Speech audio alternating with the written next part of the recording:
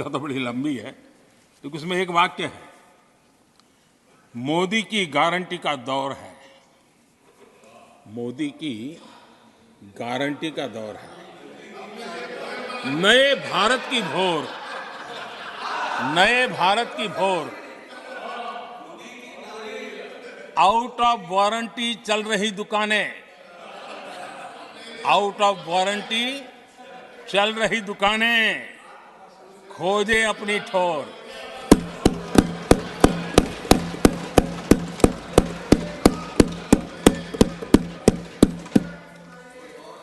आदरणीय सभापति जी,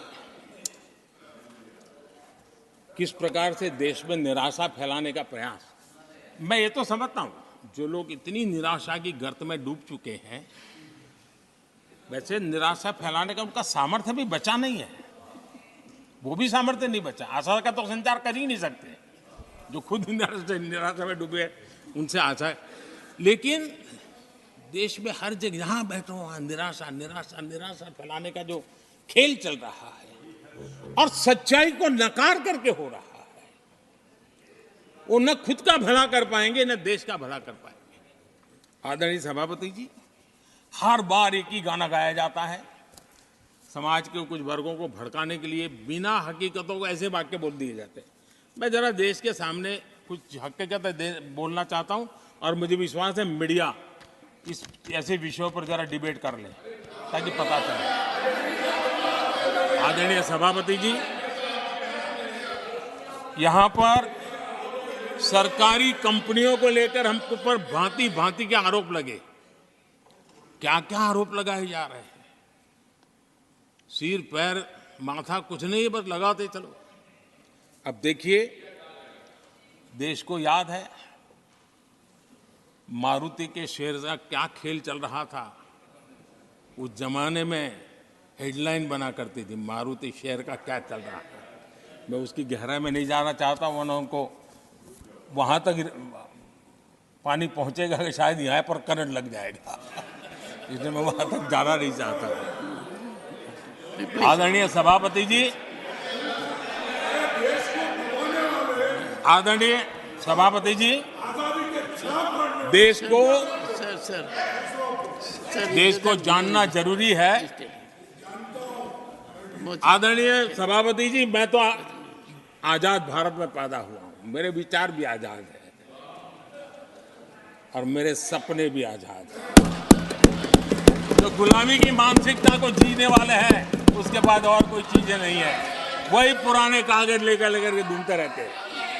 आदरणीय सभापति जी, कांग्रेस ने कहा कि हमने पीएसयू बेच दिए, पीएसयू डुबो दिए, बाती बाती की बातें यहां सुन और वरिष्ठ लोगों के मुंह से सुन रहा था।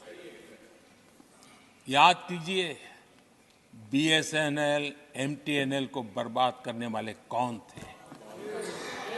वो कौन सा कालखंड था जब बीएसएनएल, एमटीएनएल बर्बाद हो चुके? जरा याद कीजिए, एचएएल, उसकी दुर्दशा क्या करके रखी थी, बर्बादी। और जाकर के गेट पर भाषण देकर के 2019 का चुनाव लड़ने का एजेंडा तय होता था एचएएल के नाम पर। जिन्होंने एचएएल को तबाह कर दिया था, वो एचएएल के गेट पर जाकर के भाषण झाड़ रहे थे।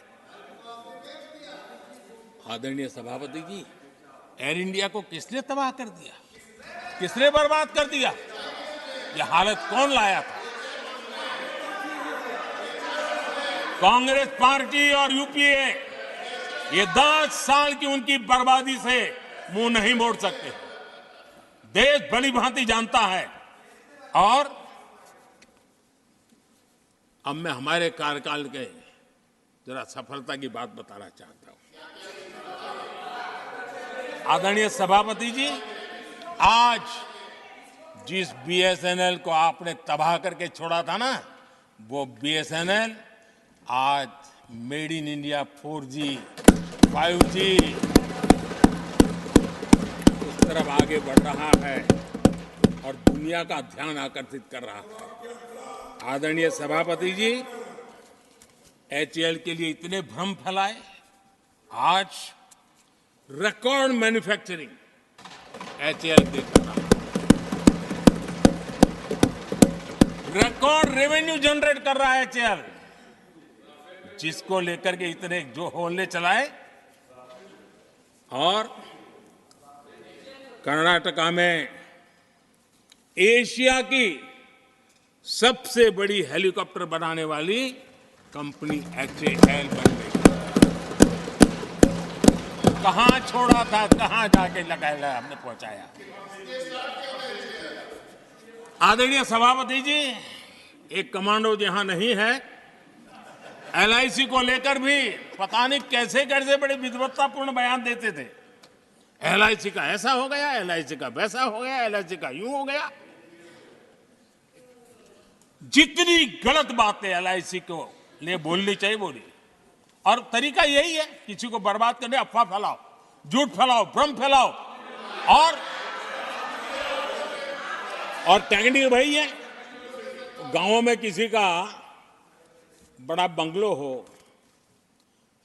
लेने का मन करता हो, लेकिन हाथ ना लगता हो, तो फिर हवा फैला देते, ये भूतिया बंगला है, यहां जो जाता है ऐसी हवा फैला देते, कोई लेता नहीं, फिर पैदा करके लपक लेते। LIC क्या क्या चलाया। आदरणीय सभापति जी, मैं सीना तान करके सुनाना चाहता हूं, आंखें ऊंची करके सुनाना चाहता हूं, आज LIC के शेयर रिकॉर्ड स्तर पर ट्रेड हो रहे हैं। क्यों?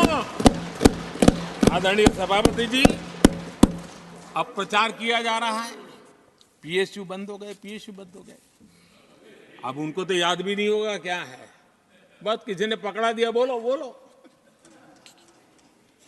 2014 में देश में 234 PSU थे, 234 2000 उनके UPA के 10 साल के कालखंड में। अब 14 में जब उन्होंने छोड़ा, 234 आज 254 है।